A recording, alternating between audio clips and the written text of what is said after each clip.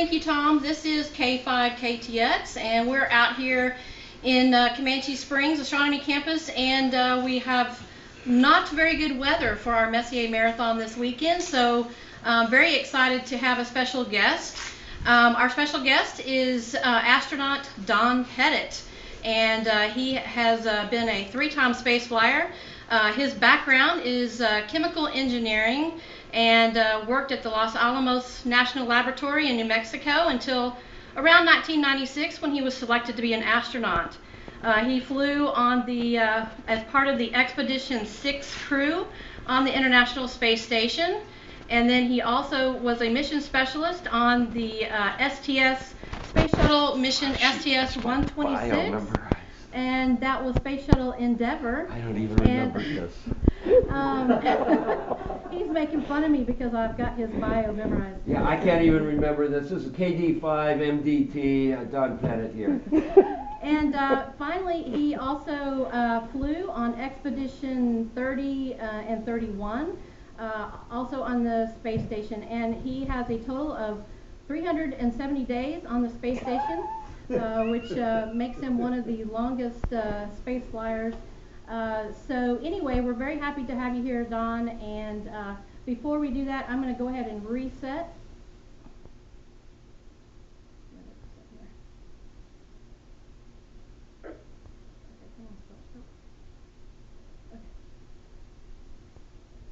So Don, we just had a couple of questions that we wanted to ask. And first of all, since most of the people that are on here are ham radio operators, and you are one as well, if you have any good ham radio stories to tell.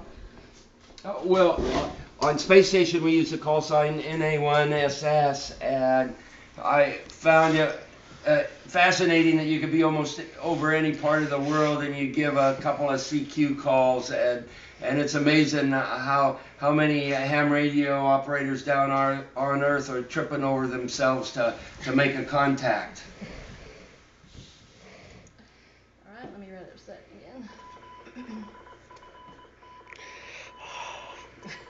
ID. That ID there. And the little tail.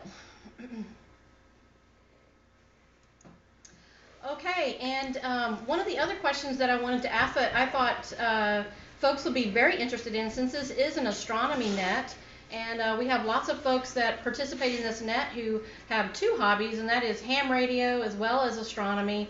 Last night we were sitting around hoping with all hope of that it would get clear, but while we were sitting around, you were talking about your next possible flight, that you might be going back to the International Space Station. And one of the things that you like to do is astronomy while you're on board. And you were talking about a solar telescope that you would like to have built, a special solar telescope. Could you tell us a little bit about that? Yes.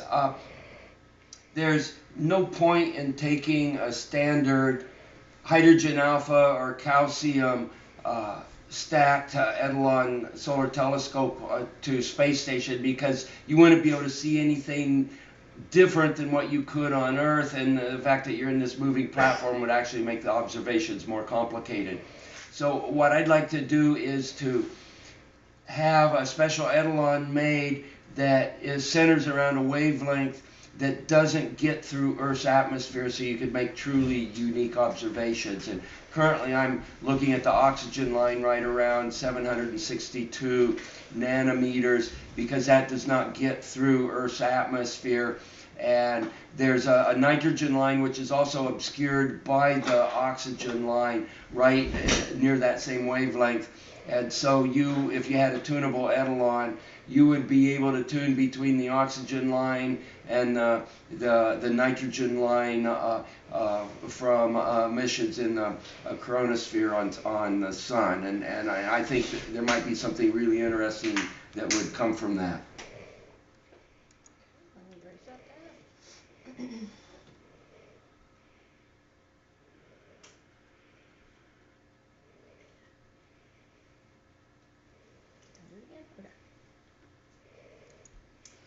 Okay, and then of course we had one request of a question, and it was about Expedition 6. When you returned back to Earth, you had to come back on the Soyuz.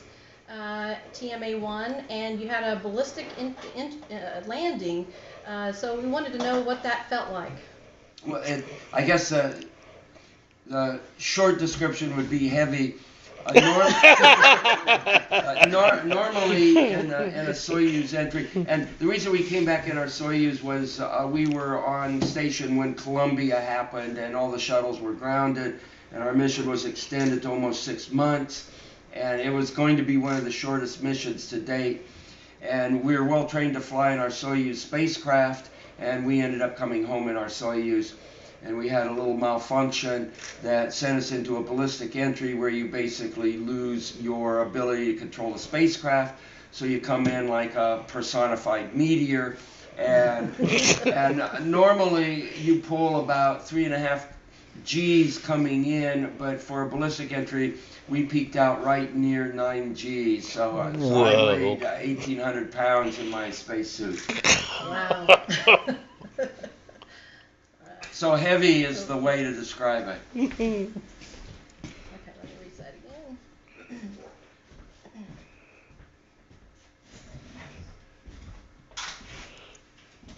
All right. Well, Don, thank you very much. I didn't want to take up a whole lot of your time. Is there anything else that you'd like to say? Yeah, I'd like to talk a little bit about ham radio on space station. We've got a couple different ham radios, and it's really fun to make contact with ham folks on the ground, and especially an education for students, because we can't compensate for the Doppler shift because we're moving at 8 kilometers a second, and there's a significant detuning that occurs, and all that has to be done by the ham radio operators on the ground.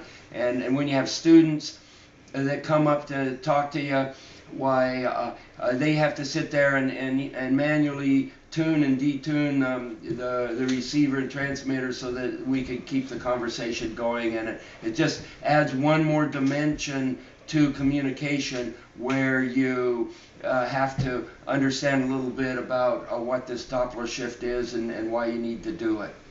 Very good.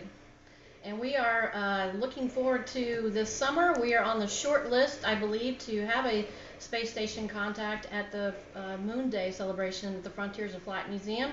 So be sure, everyone, that you put that on your calendar.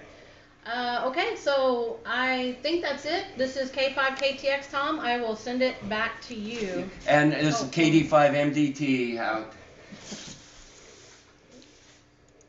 Okay.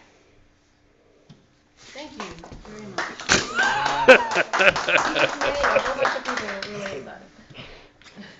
Well, I think it's really important for the ham folks to stress